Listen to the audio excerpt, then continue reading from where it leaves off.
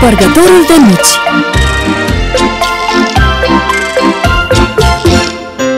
Ți-am adus un dar, e numai al tău. Încearcă și ghicește ce poate fi. Aruncă o privire, vezi dacă știi ce se ascunde în micul pachetel. Chipul strălucește de bucurie, vei porni într-o minunată călătorie. Cu un surâs pe față și nerăbdare, un spărgător de nuci afară sare. Un spărgător de nuci din cutiuță sare în sus. Un spărgător de nuci e darul ce ți l-am adus. E un dar special, vei vedea, și de Crăciun vei afla povestea lui fermecată. Și ceva se va întâmpla cum n-ai trăit niciodată. E un dar special, vei vedea, și de Crăciun vei afla povestea lui fermecată.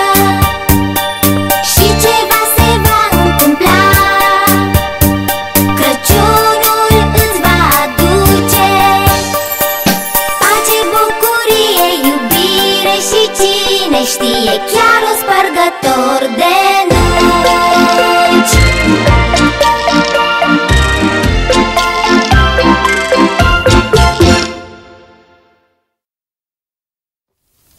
Mi s-a părut că am auzit un zgomot. Tu n-ai auzit nimic? Poate că nașul nostru, domnul Drosselmeier, a venit să ne aducă minunatele daruri de Crăciun pe care le-a construit special pentru noi. Putea să vină puțin mai devreme. Fritz, Marie? Da?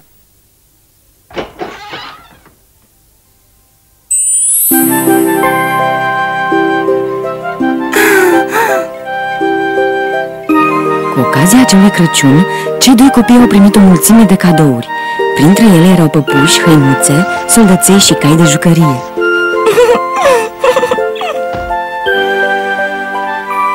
La atac! Printre toate aceste cadouri se afla și o foarte ciudată păpușă de lemn. Un soldățel. Și acela ce e? E pentru noi? Vorbești despre el? Da, chiar el. Vezi tu, draga mea Marie, acesta e un spărgător de nuci. Mie îmi pare mai mult un soldățel. Acesta e un cadou din partea mea. Hai să-ți arăt cum funcționează.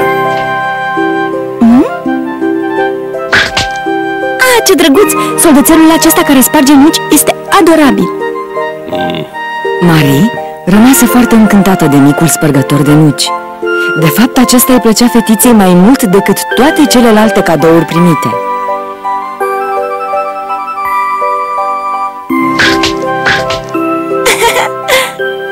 Vreau să încerc și eu. Ce față caragioasă are! Mai pun o nucă. Mai încerc o dată. Și încă una! Gata, Fritz, lasă-l! Vreau să mă joc și eu! Lasă-mi-l! Vreau să mai sparg una. Haide, e rândul meu! Nici nu era atât de rezistent. Nu te supăra acum, Marie. Oh, nu! Păpușa aia proastă era și a mea. Aveam tot dreptul să mă joc cu ea.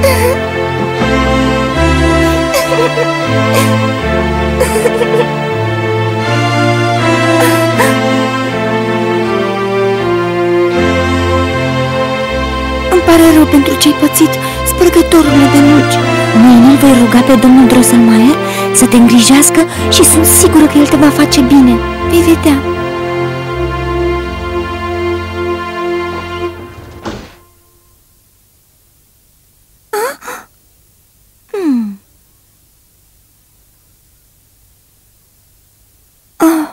Cred că mi s-a părut. Marie, ascultă-mă. Ascultă-mă.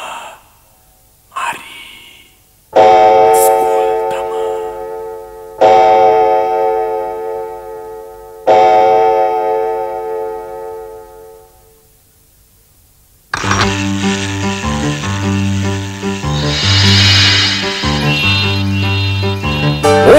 pădure, ascultați și cântați pe regele șoarecilor îl întâmpinați! Ce? Orologiul vorbește? Din din don, dă-ți fară în țară! Din din don, regele șoarecilor stă să apară!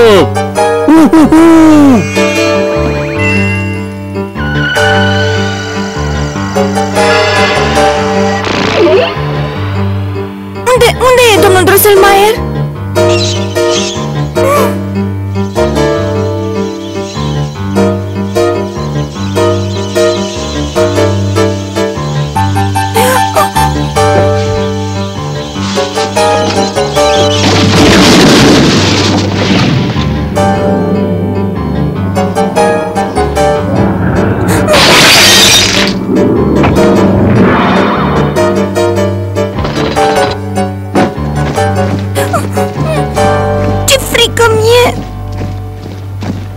Trezește-te! Trezește-te! Începe războiul!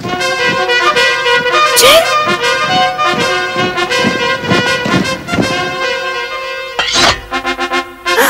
Spărgătorul de nuci se mișcă! Grăbiți-vă! Situația ne-a scăpat de sub control! Luptați împreună cu mine la atac!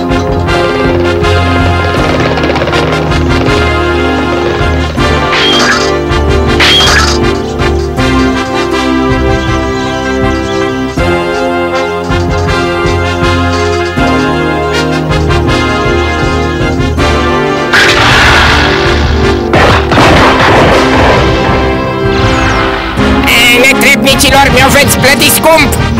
În gard, poftim să vă învățați minte!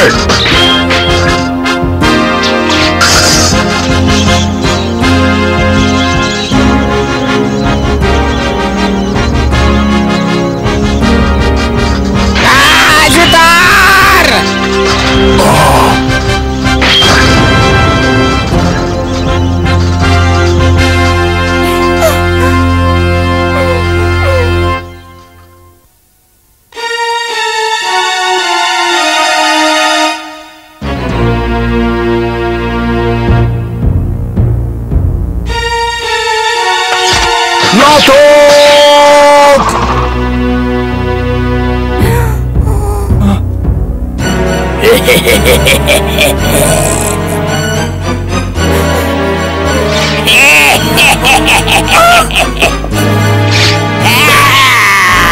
Ia-te, spărgătorule de nuci!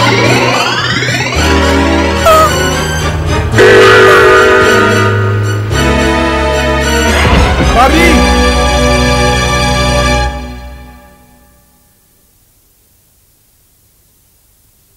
Marie?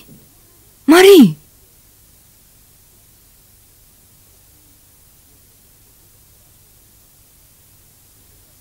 Te-ai trezit, scumpă? Cum te simți? E totul bine? Mama! Când s-a trezit, Marie s-a aflat din nou în camera ei întinsă în pătuț. Auzi, mamă, unde s-au dus toți șoarecii? Și ce mai face spărgătorul de nuci? A supraviețuit? Ce legătură are spărgătorul de nuci cu toate Te-am găsit astea? întinsă pe jos azi dimineață. Te-ai tăiat la mână și nu mi-ai răspuns. Ce s-a întâmplat? A fost o bătălie pe viață și pe moarte. Spărgătorul de nuci și toate celelalte jucării s-au luptat cu șoareci. Poate a fost doar un vis urât, dar acum a trecut. Eu și mama ta am așezat la loc toate jucăriile care căzuseră de pe raft. N-avea grijă. Dar încearcă să te odihnești puțin, Marie.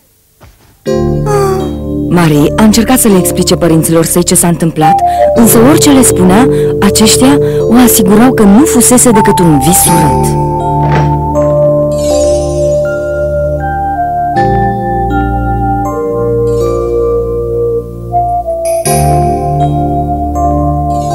Ce ciudat! Și totuși mi-aduc aminte tot ce s-a întâmplat.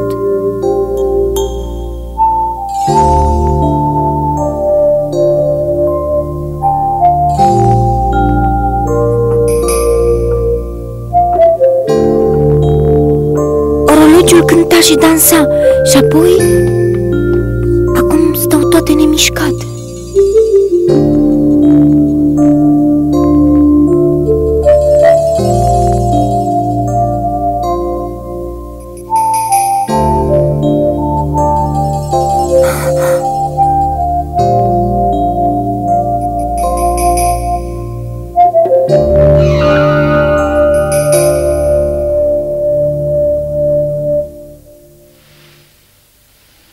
totul revenise la normal, până când, după câteva zile... Îți mulțumesc pentru ajutor, Marie. Mi-ai salvat viața. Însă acum trebuie să-ți cer încă un lucru.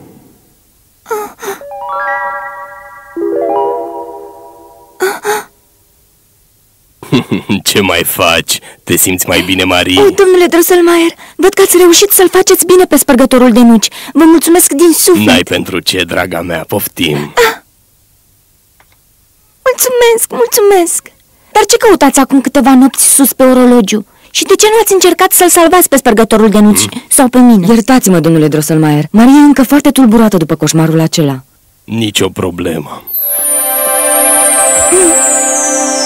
Spune-mi, Marie, nu ți-a spus nimeni până acum povestea spărgătorului de nuci, a prințesei Pirlipat și a vrăjitoarei?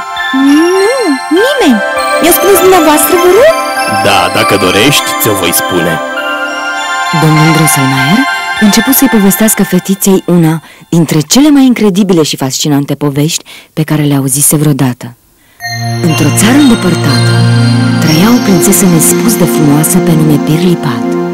Însă regina șoarecilor, care era și o temută vrăjitoare, a transformat-o pe biata prințesă într-o ființă urâtă, răzbunându-se pe regele care o alungase din regatul său.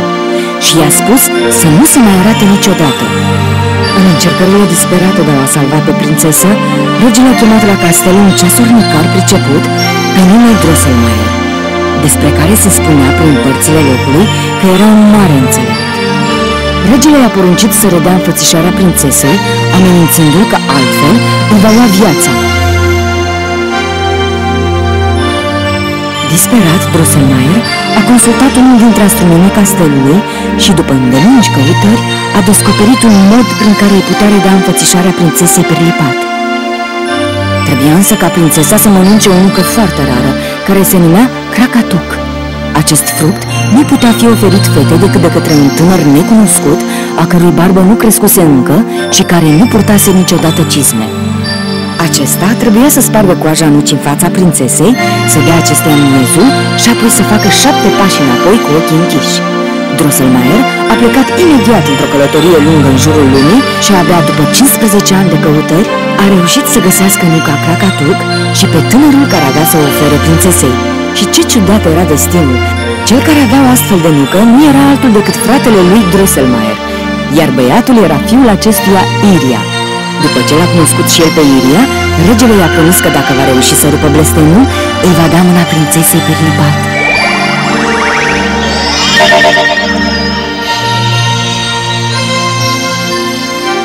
Oh, ce frumoasă e! Totul părea să meargă conform planului, însă regina șoarecilor nu putea lăsa totul să se termine cu bine. A intervenit și l-a făcut pe băiat să se împiedice.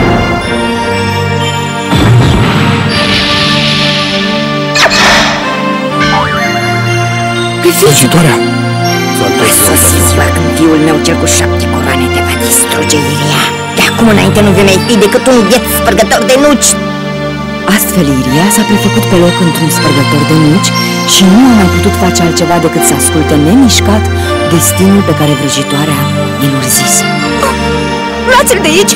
Cineva să ia acest spărgător de nuci din fața mea, e oribil, nu vreau să-l văd! Și uite așa, bietul spărgător de nuci a fost scos din palat.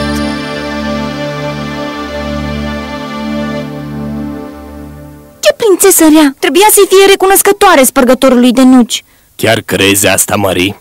Desigur, e logic, nu? Bine, povestirea mea se încheie aici. Acum odihnește-te. Da.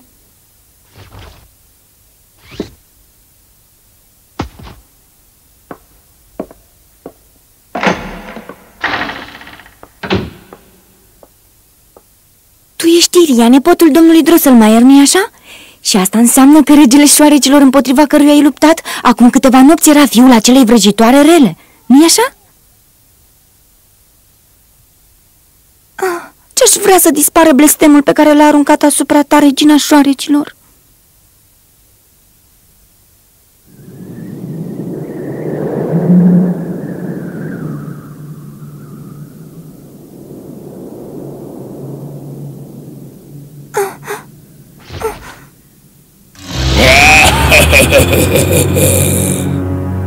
Jordon să-mi dai toate bomboanele și toate dulciurile pe care le ai, dacă nu vrei să-l ronțăi pe spărgătorul de nuci până nu mai rămâne nimic din el. În ziua următoare, fetița a pregătit toate caramelele, biscuiții și bomboanele pe care le avea.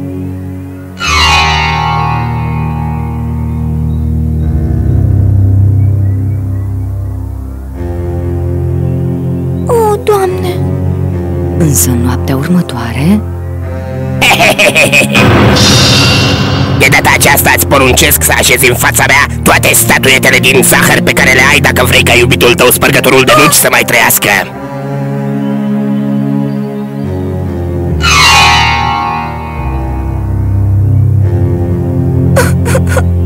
Și nu era totul. Noaptea următoare...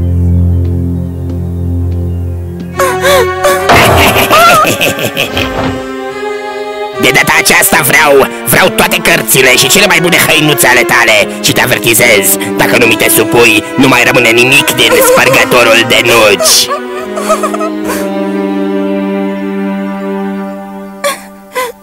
Ajută-mă, Iria!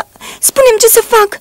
Chiar dacă îi dau toate cărțile mele cu povești și toate hăinuțele mele, regele șoarecilor nu se va mulțumi cu ele și îmi va cere tot timpul altceva, până când nu voi mai avea ce să-i dau și te va mânca. Și mă va mânca și pe mine. Spune-mi ce-aș putea să fac. Ce pot să fac? Maria, ascultă-mă. Nu trebuie să-i mai dai nimic. Trebuie doar să-mi aduci o sabie nouă, ai înțeles? O sabie nouă. Asta trebuie să-mi aduci.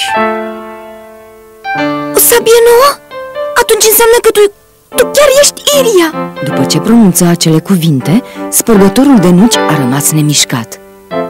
Marie a rămas la fratele său și i-a cerut o sabie micuță. Apoi s-a apropiat de spărgătorul de nuci și a așezat-o cu grijă în teacă. După aceea a așteptat să se lase noaptea.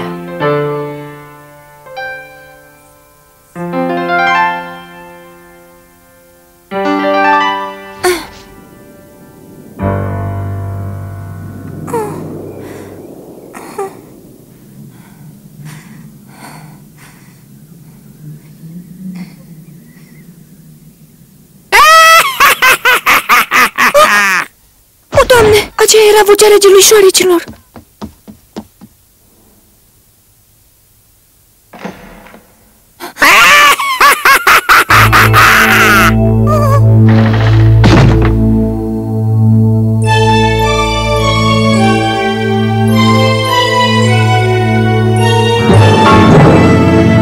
Marie!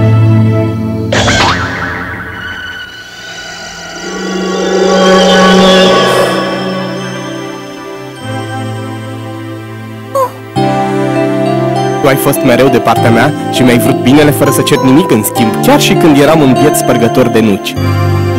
Mulțumită ție, am reușit să-l înving pe regele șoarecilor și să rup blestemul aruncat asupra mea.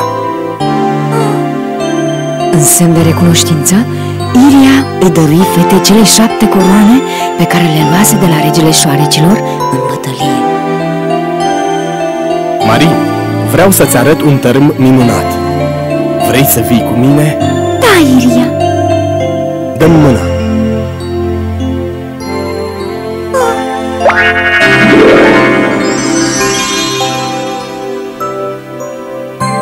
Ce frumos e! Aceasta este țara bomboanelor. Aici totul este făcut din zahăr. Totul e din zahăr? Iată.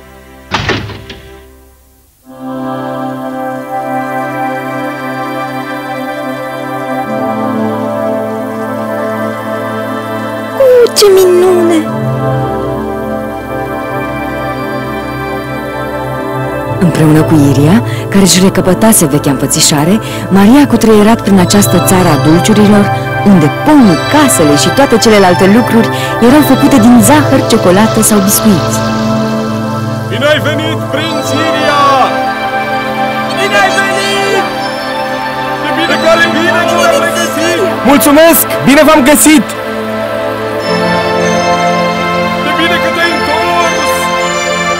Spune-mi, Iria, tu ești prințul acestei țări? Da, chiar așa. Și aș vrea ca tu, Marie, Aș vrea să fii...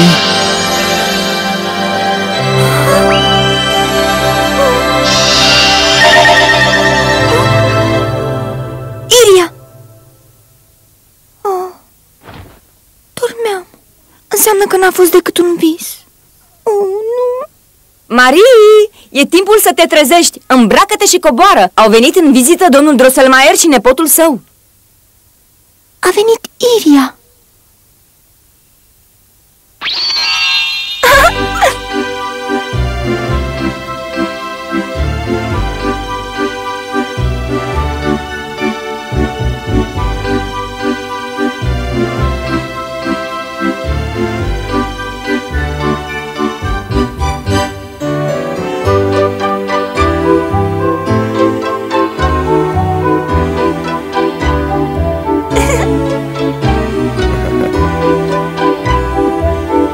Am venit să-ți cer să vii cu mine, Marie.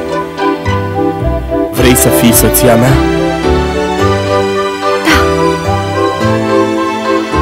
Și astfel, devenind soția lui Iria, micuța Marie deveni și regina tărâmului dulciurilor.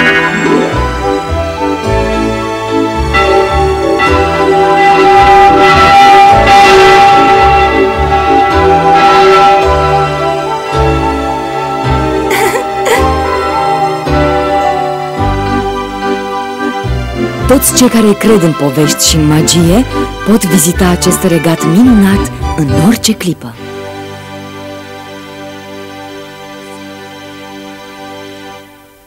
Haideți, veniți și voi, merită!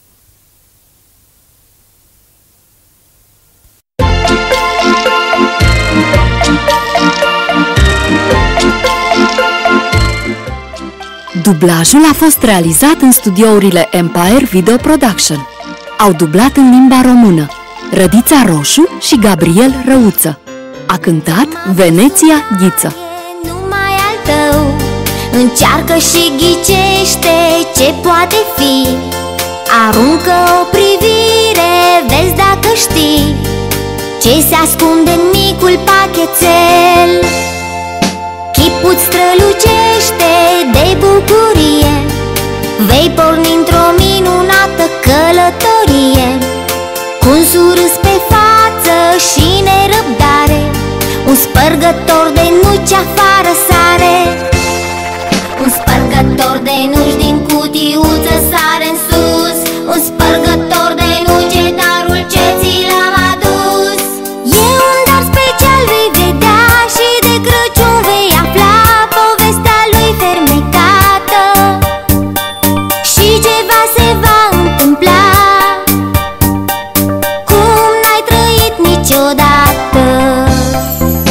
E un dar special, vei vedea, și de Crăciun vei afla povestea lui fermecată, și ceva se va întâmpla. Crăciunul îți va aduce pace, bucurie, iubire și cine știe chiar un spărgător.